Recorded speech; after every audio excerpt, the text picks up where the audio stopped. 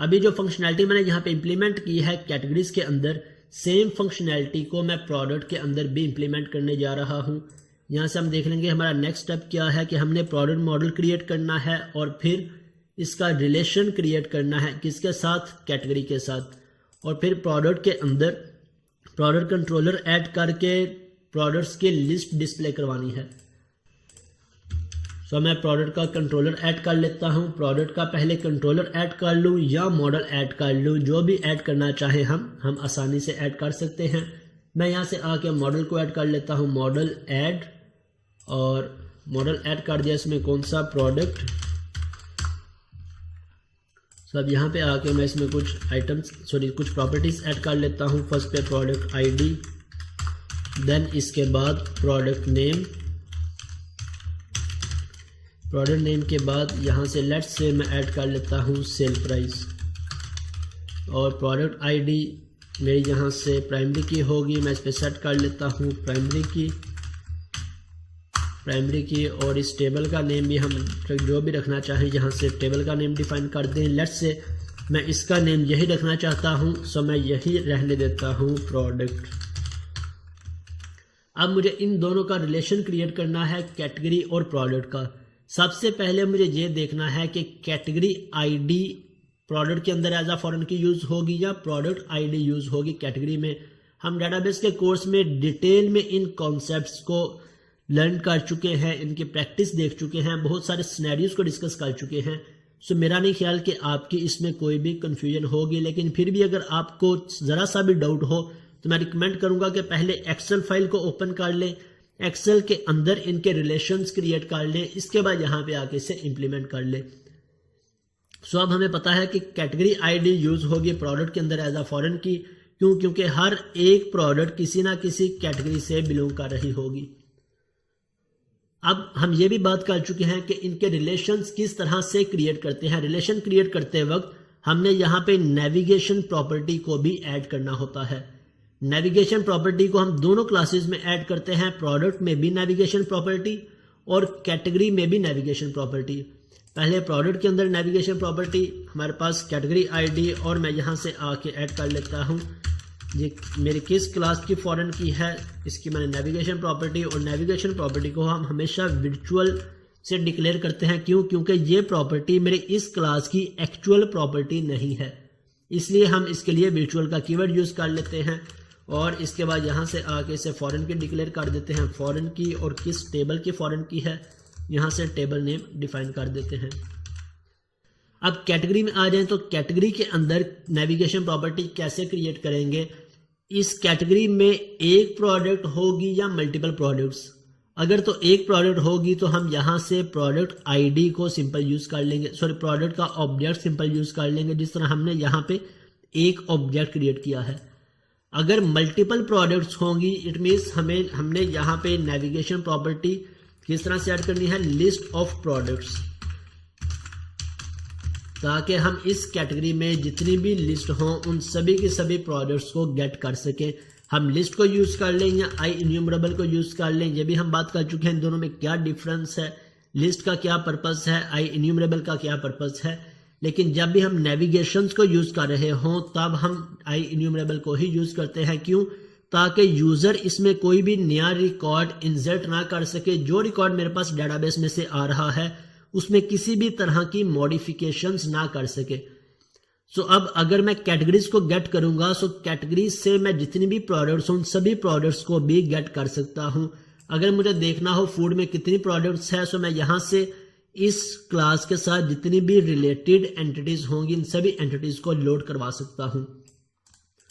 इसी तरह अगर मैंने देखना हो कि ये प्रोडक्ट किस कैटेगरी से बिलोंग करती है मेरे पास नेविगेशन प्रॉपर्टी ऐड है, मैं इस प्रोडक्ट में से इस कैटेगरी के सभी क्लासेस सभी प्रॉपर्टीज को एक्सेस कर सकता हूं, इस नेविगेशन प्रॉपर्टी को प्रॉपर एक्सेस कर सकता हूं।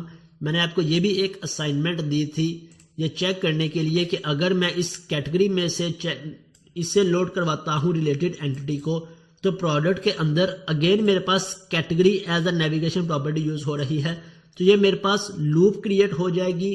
मेरे पास हर एक कैटेगरी के बाद प्रोडक्ट, देन प्रोडक्ट के अंदर अगेन कैटेगरी, देन कैटेगरी के अंदर अगेन लिस्ट ऑफ प्रोडक्ट। सो हम इस लूप को किस तरह से अवॉइड कर सकते हैं, क्योंकि हमें सिर्फ एक प्रोडक्ट की नेविगेशन प्रॉपर्टी को क्रिएट करवाना है। तो ये क्वेश्चन भी नेक्स्ट क्लास में लाजमी मैंने आपसे पूछना है कि इसका क्या सोल्यूशन है और आपने मुझे इसका बेस्ट सोल्यूशन प्रोवाइड करना है। ओके, मैंने यहाँ से आके इनके रिलेशंस को क्रिएट कर लिया। अब नेक्स्ट हम क्या करते हैं कि डेटाबेस के अंदर आके माइग्रेशन को क्रिएट कर लेते हैं ताकि मेरी ये प्रोडक्ट की क्लास डेटाबेस के अंदर ऐड हो जाए। ऐड प्रोडक्ट मॉडल, इस पे एंटर कर दिया तो अब देखते हैं कि क्या मेरे पास माइग्रेशन प्रॉपर ऐड हुई है या नहीं। अगर कोई एरर आएगा तो हम उसे फिक्स कर लेंगे, अगर कोई एरर नहीं आया तो हम इसके अपडेट करवा देंगे डेटाबेस में। सो मैंने कमांड एग्जीक्यूट कर the update database. So I hope so कि हमारे पास कोई एरर नहीं आया।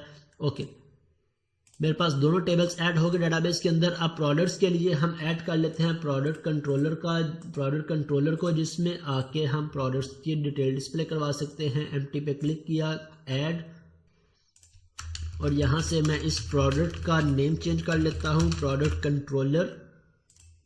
और अब इस कंट्रोलर के अंदर मुझे लिस्ट डिस्प्ले करवानी है। सो इसके बाद सबसे पहले स्टेप हमारा क्या है, हमें डेटाबेस या डीबी कॉन्टेक्स्ट का ऑब्जेक्ट क्रिएट करना है। क्यों डीबी कॉन्टेक्स्ट का? क्योंकि यहाँ पे जितनी भी फंक्शनैलिटी हम इंप्लीमेंट करेंगे सभी के लिए हमें डेटाबेस के ऑब्जेक्ट की ज़रूरत होगी। सो मैं यहाँ से डीबी कॉन्टेक्स्ट, और अब यहाँ से मुझे व्यू बैक, मैं चाहे व्यू बैक को यूज़ कर लूँ या मैं व्यू डाटा को यूज़ कर लूँ। व्यू डाटा को किस तरह से हम यूज़ कर सकते हैं? व्यू बैक को यूज़ करने के लिए हम डॉट को यूज़ करते हैं और फिर जो सा भी वेरिएबल हो उस वेरिएबल का name, let's say category list. जबकि व्यू डाटा को यूज़ करने के लिए हम व्यू डाटा और स्क्वायर ब्रैकेट्स, और इस ब्रैकेट्स के अंदर हम अपने वेरिएबल का नेम पुट करते हैं, कैटेगरी लिस्ट। और इसी तरह से टेम्प डाटा को भी हम यूज़ कर लेते हैं। सो मैं यहाँ पे यूज़ कर रहा हूँ व्यू बैक। व्यू बैक के अंदर मैं कैटेगरी लिस्ट नहीं डिस्प्ले करवाना चाहता, मैं डिस्प्ले करवाना चाहता हूँ प्रोडक्ट लिस्ट, और फिर कॉन्टेक्स्ट डॉट प्रोडक्ट डॉट। अब कॉन्टेक्स्ट डॉट प्रोडक्ट मेरे पास नहीं आ रहा ऑप्शन। मेरे पास प्रोडक्ट का ऑप्शन क्यों नहीं आ रहा? मेरे पास कैटेगरी का ऑप्शन तो आ रहा है लेकिन प्रोडक्ट का ऑप्शन नहीं आ रहा। क्यों नहीं आ रहा? कि जो हमने माइग्रेशन क्रिएट की है, अगर मैं इस माइग्रेशन को ओपन करता हूँ तो यहाँ पे मेरे पास प्रोडक्ट को क्रिएट करने का कहीं पे भी कोड नहीं है। क्यों कोड इसका नहीं आ रहा? अगर हमें इसकी रीज़न पता है तो हम आसानी से इसे सॉल्व कर सकते हैं। अगर हमें इसकी रीज़न नहीं पता तब हमारा यह टेबल कभी भी डेटाबेस के अंदर कन्वर्ट नहीं होगा। क्यों नहीं आ रहा? क्योंकि हम बात कर चुके हैं कि जब भी हम कोई भी नया मॉडल क्रिएट करेंगे तो सबसे पहले हमने इस मॉडल के अकॉर्डिंग एक डीबी सेट क्रिएट करना है अपनी डीबी कॉन्टेक्स्ट में। जितने भी क्लासेस डीबी कॉन्टेक्स्ट में डिफाइन होंगी सिर्फ उन्हीं क्लासेस के अकॉर्डिंग डेटाबेस के अंदर टेबल क्रिएट होगा। यहाँ से मैं ऐड कर लेता हूँ डीबी सेट, और डीबी सेट के बाद प्रोडक्ट, और यहाँ पे इसका नेम रख देता हूँ प्रोडक्ट। अब मैं जाके यहाँ पे ऐड करता हूँ add migration product model, let's say इसका नेम रख देता हूँ 1। अब मेरे पास बिल्ड फेल हो गया। लेट्स से इसे बिल्ड करते हैं, कंट्रोल शिफ्ट बी करके इसे बिल्ड करके देख लेते हैं कि क्या कोई एरर आता है। मेरे पास एरर आ गया, इस पे क्लिक किया, मेरे पास इस लाइन पे एरर है। अब अगेन इसे कंट्रोल शिफ्ट बी करके रीबिल्ड कर ले, या फिर अपने प्रोजेक्ट पे राइट क्लिक करके रीबिल्ड पे क्लिक कर ले तो मेरा प्रोजेक्ट रीबिल्ड हो जाएगा। ओके, मेरा प्रोजेक्ट रीबिल्ड हो गया। अब मैं जाके इस माइग्रेशन को ऐड करता हूँ, एंटर किया। अब होप से मेरे पास माइग्रेशन ऐड हो जाएगी। और अब एक दफ़ा हम माइग्रेशन को देख लेंगे कि क्या अब मेरे पास प्रोडक्ट का कोड ऐड हुआ है। मेरे पास प्रोडक्ट का कोड इस दफ़ा भी ऐड नहीं हुआ। इसकी क्या रीज़न हो सकती है? क्यों मेरे पास प्रोडक्ट का कोड ऐड नहीं हुआ? मैं यहाँ से जाके मे भी प्रीवियस माइग्रेशन में हमारी कोई गलती थी या उससे पहले कोई गलती थी, तो मैं इन दोनों माइग्रेशंस को रिमूव करके देख लेता हूँ। यहाँ इनिशियल क्रिएट की बजाय मेरे पास ऐड प्रोडक्ट मॉडल, यहाँ से प्रोडक्ट मॉडल ऐड थी मेरे पास। ओके, यहाँ से हमने जो माइग्रेशन ऐड की थी प्रीवियस माइग्रेशन ऐड है। मैं यहाँ से आके रिमूव कर देता हूँ लास्ट माइग्रेशन को, रिमूव माइग्रेशन। मेरे पास जो लेटेस्ट माइग्रेशन ऐड हुई होगी वो माइग्रेशन रिमूव हो जाएगी। ओके, मेरे पास माइग्रेशन रिमूव हो गई। अब मेरे पास प्रोडक्ट मॉडल की माइग्रेशन है। लेट्स से इसे अपडेट करके देखते हैं कि क्या अब ये अपडेट होती है या नहीं। अपडेट डेटाबेस,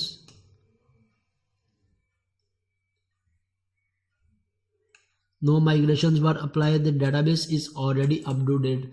लेकिन हमारी ये माइग्रेशन डेटाबेस पे ऐड हुई है या नहीं, लेट्स से इसे वेरीफाई कर लेते हैं। रिफ्रेश, और यहाँ से मेरे पास कैटेगरी और प्रोडक्ट, ओके, दोनों टेबल्स ऐड हो गए, कॉलम्स और मेरे पास कॉलम्स भी ऐड हो गए। ओके, अब मैं यहाँ से आके इसे इजीली एक्सेस कर सकता हूँ। इस लाइन को मैं अनकमेंट कर देता हूँ और context dot product dot to list. So मेरे पास इस व्यू बैग के अंदर प्रोडक्ट्स की लिस्ट आ गई। ये हमने बात की कि हमारे पास दो वेज होते हैं। First way view bag view data के थ्रू हम डाटा पास कर सकते हैं। सेकंड वे मॉडल के थ्रू। मॉडल के थ्रू मींस हम पूरी की पूरी सी शार्ट क्लास को पूरे इस मॉडल को पास करवा सकते हैं। किस तरह से, मुझे अब व्यू बैग के अंदर डाटा पास नहीं करना, मुझे यहाँ से डाटा पास किस में करना है, अपनी सी शार्प क्लास में। सो सी शार्प क्लास का मैं ऑब्जेक्ट क्रिएट कर लेता हूँ प्रोडक्ट। अगर मेरे पास सिंगल ऑब्जेक्ट है तो मैं सिंगल ऑब्जेक्ट क्रिएट कर लूँगा। अगर मुझे लिस्ट ऑफ प्रोडक्ट्स पास करनी है तो मैं यहाँ से लिस्ट क्रिएट कर लूँगा इस ऑब्जेक्ट की। अब मुझे इस लिस्ट को पास करना है अपने इस व्यू को। सो मॉडल को पास करने का क्या वे होता है कि हम व्यू के अंदर एज अ पैरामीटर अपने मॉडल को पास कर देते हैं। सो मेरा ये मॉडल पास हो गया मेरे कंट्रोलर से व्यू में। अब व्यू के अंदर इस मॉडल को कैसे एक्सेस कर सकते हैं हम, मैंने अभी इसके साथ कोई भी व्यू अटैच नहीं किया। मैं ऐड पे क्लिक करता हूं और यहां से ledger view, add layout page और ऐड पे क्लिक कर दिया। ओके, मेरा लेआउट ऐड हो गया। अब मैं मॉडल को यहाँ पे कैसे एक्सेस कर सकता हूँ, हम यहाँ पे लिखते हैं @model। अब जोन सा भी हमारा मॉडल हो हम यहाँ पे वो मॉडल डिफाइन कर लेंगे। अगर मेरे पास सिंगल मॉडल आ रहा है तो मैं यहाँ पे प्रोडक्ट लिख लूंगा। अगर मेरे पास लिस्ट ऑफ मॉडल्स आ रहे हैं तो हम यहाँ पे इसे कैसे एक्सेस करेंगे, लिस्ट ऑफ मॉडल्स। अगर सिंगल मॉडल होगा तो हमें पता है हम single as it is model लिख लें तो ये हमारे एक ऑब्जेक्ट को रिप्रेजेंट करता है। अगर हमारे लिस्ट ऑफ मॉडल्स होंगे तो हम यहाँ पे लिस्ट में इसे यूज कर लें या IEnumerable में। अब मेरे पास एरर क्या आ रहा है कि मुझे इसका प्रॉपर रेफरेंस ऐड करना है। सो रेफरेंस हम कैसे ऐड करें, यहाँ पे आके हम यूजिंग स्टेटमेंट को कंट्रोल डॉट प्रेस करूंगा तो मेरे पास यूजिंग स्टेटमेंट्स का इंटेलिजेंस ऑप्शन नहीं आ रहा। सो मैं यहाँ से ऐड कर लेता हूँ पहले अपने प्रोजेक्ट का नेम, वेब एप्लीकेशन डॉट, किस फोल्डर में मेरा मॉडल है, मॉडल्स के फोल्डर में, और इस फोल्डर में से मुझे कौन सा मॉडल गेट करना है, कैटेगरी का मॉडल या प्रोडक्ट का। मुझे चाहिए प्रोडक्ट मॉडल, सो मैंने यहाँ पे प्रोडक्ट का मॉडल बाइंड कर दिया। अब अगर हमें सिंगल मॉडल चाहिए या सिंगल ऑब्जेक्ट हमारा कंट्रोलर में से आ रहा है तो हम इसे एज इट इज रहने देंगे। जिस तरह हम क्रिएट की बात करें सो क्रिएट के फॉर्म के अंदर हमें एक ऑब्जेक्ट की रिक्वायरमेंट होती है। सो वहां पे हम इसी तरह से अपने मॉडल को बाइंड कर लेंगे। एडिट की बात करें तो अपडेट के अंदर भी हमारा सिंगल मॉडल ही डिस्प्ले हो रहा होता है, जबकि यहाँ पे हमने लिस्ट डिस्प्ले करवानी है। सो लिस्ट में हमारे पास लिस्ट आएगी, सो मैं इसे लिस्ट के अंदर रिसीव कर लेता हूँ। सो हमने यहाँ से प्रोडक्ट में से एक मॉडल पास किया अपने व्यू को और व्यू में आके मॉडल को रिसीव कर लिया। अब इस मॉडल को हम जिस तरह से भी यूज करना चाहें हम यूज कर सकते हैं। अगेन मैं यहाँ पे सेम टेबल यूज कर लेता हूँ इस लिस्ट को डिस्प्ले करवाने के लिए, प्रोडक्ट लिस्ट, और यहाँ से टेबल टैग के अंदर हम किस तरह से इसे डिस्प्ले करवाएं, पहले टी हेड के अंदर अपनी हेडिंग्स को डिस्प्ले करवा लेंगे, देन बॉडी के अंदर बॉडी डिस्प्ले करवा लेंगे, और इसके बाद क्लास, जो सी बेस क्लासेस हैं हम उन बेस क्लासेस को यूज़ कर लें, बॉर्डर, हुवर, और इसके बाद स्ट्राइप क्लास को। इसके बाद हेड के अंदर आके मुझे जोन से भी हेडर्स डिस्प्ले करवाने हैं उन सभी हेडर्स को मैं यहाँ पे डिस्प्ले करवा लेता हूँ। मेरे प्रोडक्ट क्लास के अंदर कितनी प्रॉपर्टीज़ हैं, प्रोडक्ट आईडी, नेम, प्राइस और फिर category. Okay, one by one इन्हें डिस्प्ले करवा लेते हैं। फर्स्ट पे मेरे पास प्रोडक्ट आईडी, देन प्रोडक्ट का नेम, देन प्रोडक्ट की प्राइस, और इसके बाद हमारे पास डिस्प्ले हो रही है कैटेगरी आईडी। ओके, अब इसके बाद बॉडी के अंदर हम किस तरह से बॉडी में रिकॉर्ड डिस्प्ले करवाएं। फर्स्ट पे कितने में मुझे कॉलम डिस्प्ले करवाने हैं, 4 कॉलम्स, तो मैं 4 TD टैग्स को यूज कर लेता हूं। अब यहाँ पे हमने मल्टीपल रिकॉर्ड डिस्प्ले करवाने हैं। मल्टीपल रिकॉर्ड्स के लिए अगेन मुझे इसी तरह से लूप लगानी पड़ेगी, लेकिन लूप के अंदर यहाँ पे हम रिकॉर्ड्स गेट कर रहे हैं व्यू बैक को यूज करते हुए। अब हम व्यू बैक को यूज नहीं करेंगे, बल्कि जोन सा मॉडल हमने डिफाइन किया है हम इस मॉडल को यूज करेंगे। सो मैं अगेन यहाँ पे आके लूप यूज कर लेता हूँ फॉर ईच और डबल टैप प्रेस करूंगा, मेरे पास इसका डिफॉल्ट कोड आ गया और इस सारी TR को मैं यहाँ से कट करके इसके अंदर प्लेस कर देता हूँ। और जहां पे हम व्यू बैक को यूज कर रहे थे वहां पे अब हम मॉडल को यूज कर लेंगे। मॉडल को डिक्लेयर करने का क्या वे है, हम @m से मॉडल को राइट करते हैं, स्मॉल m से मॉडल को लिखते हैं, यूज करते हैं। जबकि जहां पे भी मैंने इस मॉडल को यूज करना है वहां पे आके हम कैपिटल M से मॉडल को डिक्लेयर करेंगे, तब हमारा ये मॉडल एक्सेस हो जाएगा और 1 बाय 1 करके हम इन सभी के सभी पैरामीटर्स को डिस्प्ले करवा लेते हैं। मेरे पास प्रोडक्ट ID, सेकंड मेरे पास इंटेलिजेंस ऑप्शन आ गया नेम का, नेम, और इसके बाद मेरे पास इंटेलिजेंस ऑप्शन आ गया किसका, सेल प्राइस का, और इसके बाद मेरे पास इंटेलिजेंस ऑप्शन आ गया कैटेगरी ID का। मॉडल से बाइंड करने का या मॉडल से डाटा पास करने का हमारे पास मेन बेनिफिट क्या होता है कि हम स्ट्रांगली टाइप के थ्रू या इंटेलिजेंस ऑप्शंस के थ्रू आसानी से हर एक प्रॉपर्टी को गेट कर सकते हैं। मैं सिर्फ यहाँ से डॉट प्रेस करूंगा तो मेरे पास जितनी भी प्रॉपर्टीज होंगी वो सभी प्रॉपर्टीज डिस्प्ले हो जाएंगी, जबकि व्यू बैक की सूरत में हमें ये प्रॉपर्टीज डिस्प्ले नहीं होती। हमने इन सभी प्रॉपर्टीज को अपनी मॉडल क्लास में से देखना होता है और फिर यहाँ पे यूज करना होता है। जबकि मॉडल्स के केस में ये सभी प्रॉपर्टीज मैं कंट्रोल स्पेस प्रेस करूंगा या डॉट प्रेस करूंगा तो मेरे पास सभी प्रॉपर्टीज आ जाएंगी और मैं इन्हें डिस्प्ले करवा सकता हूं। ओके, लेट्स से चेक कर लेते हैं कि क्या मेरे पास कैटेगरी पेज और मॉडल पेज प्रॉपर डिस्प्ले हो रहा है या नहीं। अब इसका मैं लिंक भी ऐड कर देता हूं लेआउट के अंदर। तो यहाँ से href को मैं रिमूव कर देता हूं और ASP-कंट्रोलर के अंदर मेरा कौन सा कंट्रोलर है और इसके बाद मेरा कौन सा एक्शन है, मैं उस एक्शन को राइट कर लेता हूं। अब रन करने से पहले एक दफा प्रोजेक्ट को रीबिल्ड कर लेते हैं और फिर इसे रन कर देते हैं। सो रीबिल्ड और रन इकट्ठा करने के लिए हम कीबोर्ड से शॉर्ट की यूज करते हैं Ctrl+Shift+B की। मेरा प्रोजेक्ट अब रीबिल्ड हो गया, क्लीन भी हो गया और रीबिल्ड भी हो गया और साथ ही इसे रन कर देते हैं। ओके, अब मैं यहां से कैटेगरी पे क्लिक करता हूं, मेरे पास कैटेगरी का रिकॉर्ड डिस्प्ले हो जाना चाहिए और इस ब्रेक पॉइंट को मैं रिमूव कर देता हूं। कंटिन्यू पे क्लिक किया। ओके, मेरे पास कैटेगरीज आ गई। मैं यहां से प्रोडक्ट पे क्लिक करता हूं तो अब मेरे पास प्रोडक्ट्स आ गई।